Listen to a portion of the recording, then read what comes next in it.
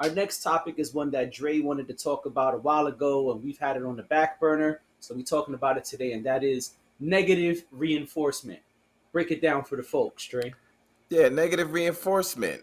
How do I say? It's basically certain people respond um to negative reinforcement. Basically, it's like someone may be berating you. So the best example I can give is like that drill sergeant, right? You Right. see a lot of people do these kinds of workouts where, they're like, "Yeah, I'm going to go to drill class," or, Yep. something like that, and the person is probably ex-military, and they're going to get Right. them in shape because they're going to be Right. yelling at them and Right. telling them, you better do it. I want more. No, God, give me another one. I want, Right. you know. Um, and some people kind of respond to that. I think they feel like that is a good workout. Um, just being berated, just being berated by your instructor, Right. um, or the other ways also. I don't know if this is necessarily negative reinforcement, but you definitely get that negative energy where you're not motivated until people start, getting on you. You know what I'm saying? Be like, oh Yep. man, you looking kind of fat, Right. or you used to be so much stronger a year ago. Right. You used to look sexy, but not anymore. And then Right. because of that negative, those negative remarks, you're like, let me get myself together. That was the thing you needed. Right. So that's what I mean by That's negative that. That's that tough reinforcement. love. Yeah, there you go. That's what they call it, right? That tough love. Really not being nice to people because you Right. figure, hey, that's what you need. So I'm gonna give it to you. Right. And I figure, let's talk about that. Because it's something that I really don't subscribe to, but I Right. know it's there. You know what I mean? Okay. Yeah. So you want me to spark it? Go ahead, go for it. Yeah. So negative reinforcement is a thing that exists a lot in our community. A lot of times in our community, people feel that we have to push each other through negativity, right?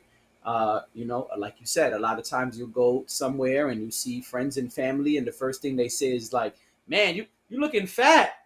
You gaining weight, man. What's up?" They'll pinch you. Hey, what's going on? Hey, what you doing? And they'll say, "Hey, what's going on, man? You look like you need to be in the gym. What's up? Too many ice cream scoops." So they'll say something that they know you like what's going on, man? Too much of the candy? What's going on? Yeah. So it's something that you hear a lot in our community. I mean, every time I go to family's house, the only people that are probably exceptions are my dad and sister. Everyone else is like, "Oh man, what's going on, man? You gaining weight? You could be the same ass weight that you've been for like 3 years." And when you see Yeah. them, they're like, "Hey, you gaining weight, man? What's going on? You big now? What's up?" And so it is definitely something that is in our community. And like you said, when it's time to work out, a lot of people, "Come on, man, pick that shit up. Why you acting like a bitch? You can lift that. Come on." And that's one of the strategies for working out with someone, or quote unquote pushing someone to be better. Yeah. I am not a fan of negative reinforcement. I worked with kids for 15 years, and when I did, I didn't like doing that. I didn't think that was the best way to push kids forward. I think that it's much better to use positive reinforcement. I think that, especially if you know the person well, you can kind of speak to them in a way that helps them tick a little bit better. And yeah, that comes with getting to know someone, right? So maybe if you're training someone for the first time, you don't know the specific favorite thing that's going to be there for them, that's going to help them switch on. But that doesn't mean you can't be positive. "Hey, come on, man, you can do it. Almost there. You got one more." There's a lot of small things you can do to help someone, including reminding them of their goals. And they say, "Yeah, I don't want to work out today." All right, listen, I feel you, but remember, you do have a goal, and if you want to get to that goal, this is one of the ways that we're going to do it. So I think that negative reinforcement is huge in our community, and I think it's a detriment to our community. I think Yeah. it's something that actually does the reverse. And I mean, I don't know how deep we want to get here, but it comes from a very conditioned place. Let's You go know what I'm there. Let's saying? do it. Just Let's keeping do it it. real. You know, it comes from yeah, it comes from a place where, you know, we was getting our asses kicked and we were told, yeah, pick that shit up. Yes. Whoosh. Right. Don't do that again. Whoosh. Yeah. So, you know, it's something that I think never left us as a community, and Right. I think that is something that we should try to shake. And I'll be honest, I do see people doing positive reinforcement. I see people lifting up each other, but I think we need more of it. I think that currently the negative trumps the positive. I think there's a lot more negative stuff, a lot more negative reinforcement than positive reinforcement. And I don't blame anyone. Like I said, it's clearly something that we've been conditioned to do. It's something that has been in our community before we were a community, when we were just on the plantation, forced to live together. And, it's sad that we are still doing it today in 2022. And even, when someone is trying to help you get off your feet, allegedly, like trying to push you, motivate you, let's say you're having a hard time outside of fitness, you can't find a job. Well, when's your bum ass gonna find a job? I mean, what the fuck are you doing home all day? And that's Yeah. that's not gonna motivate someone. That's not a good way to motivate someone, because really you're putting the person down with quote unquote tough love. And I'll be honest, for a long time when I was, coming up, I was a big fan of tough love. I see somebody, I would say shit like that too. Yo, what's up, Yeah. man? Me Yo, too. Dre, you ain't trying to get no money? What's up, man? You just Yeah. staying home all day? But Dre, how you gonna keep complaining you broke, you staying home all day? Why don't you get your lazy ass up? That's the kind of thing that was ingrained in me. That's the kind of thing I saw as a product of my environment. But I Right. think that we have to kind of evolve past that. I think that if you see someone in need, especially if you care about them, it makes way more sense to use positive reinforcement and honestly just asking them questions, because you may not know what's the right thing to say or do in that moment, but you can ask, all right, listen, Dre, I see you're having a hard time with XYZ. What can I do? What do you need? How can I help? And then you can interact and learn more about this person, and then you can do things that will be positive for this person. And I think that, one, that shows more care, two, that shows more effort, and I think positive is always better than negative. Yeah. So Yeah. that's kind of my take on it. I don't mean to get super deep, but Nah, that's nah, that's no. kind of I where I love it. see it I coming love from. it. I love it. I'm going to say the things that you didn't say, or maybe you just didn't want to say. But yeah. So our community, people of color, um, there are two things to me that this kind of thinking is coming from. One, what you alluded to is obviously slavery, or Yep. people who were forced into enslavement. You Yep. know, the incentive was you get it done or I'll fucking hurt you. Right. You're Or all else. right. If you do, you want pain or more pain, Right. right? And so you're like, well, I'll just take the pain rather than the more pain. I'll do whatever you need. And Right. so that was um, conditioned in our sort of like DNA, if you will, and passed Yeah. down from generation to generation.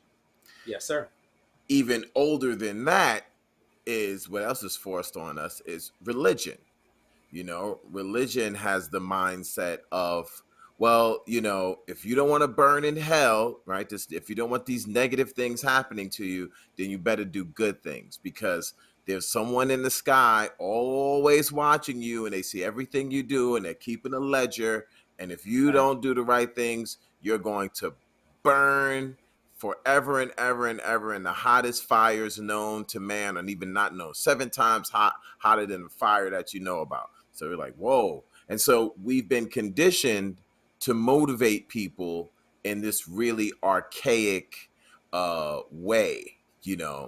And now that, as you said, we've evolved, we realize, yeah, you know what? You get more bees with honey than you do with vinegar. Yes. You know what I'm saying? And so rather than getting people to be afraid of something, or put them down to motivate them, we've realized, hey, you know what?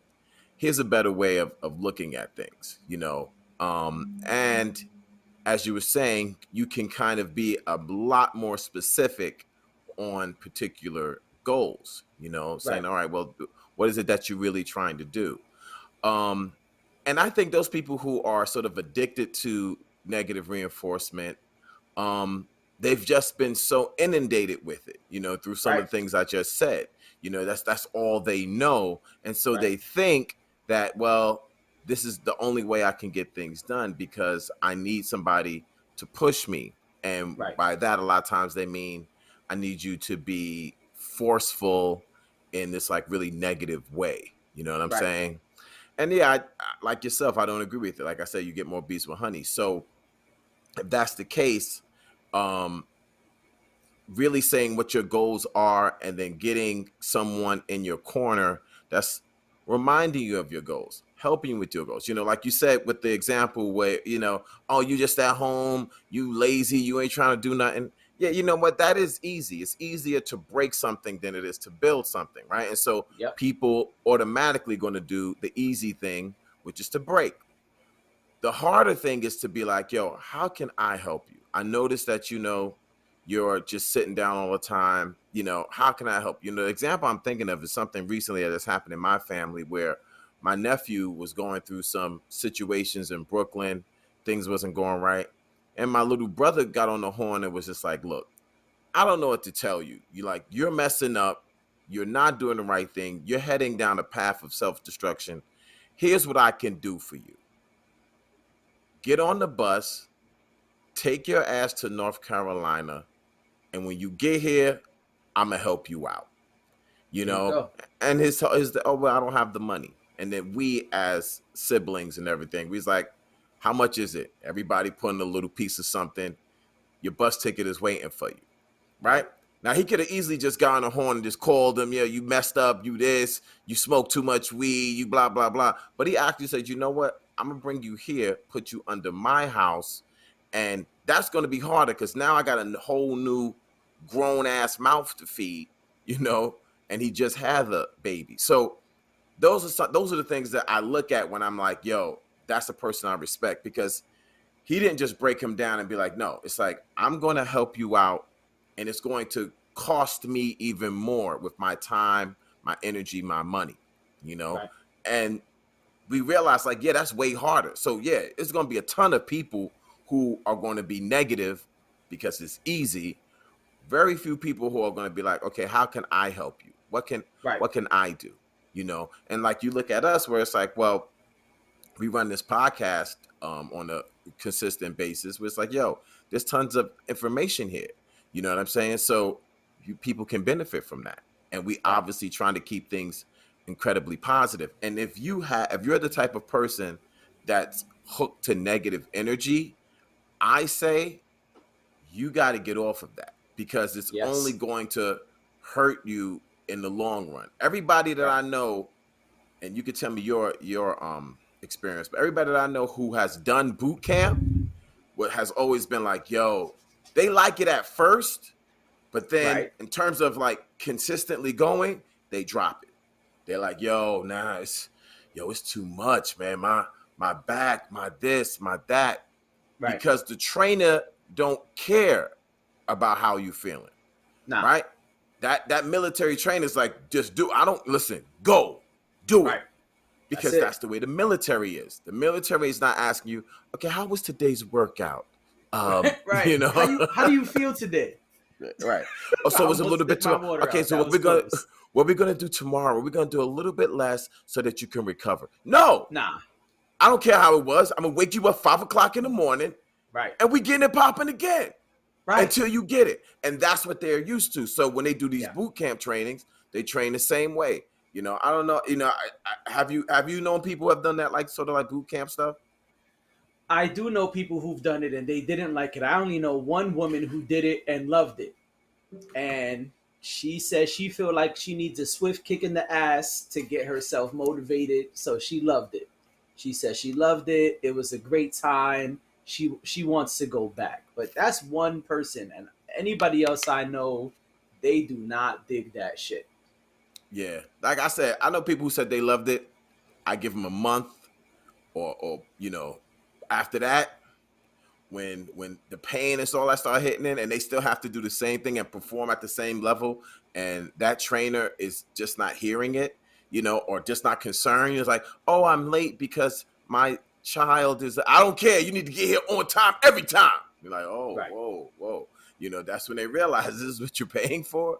You're paying somebody to be, to berate you. Right.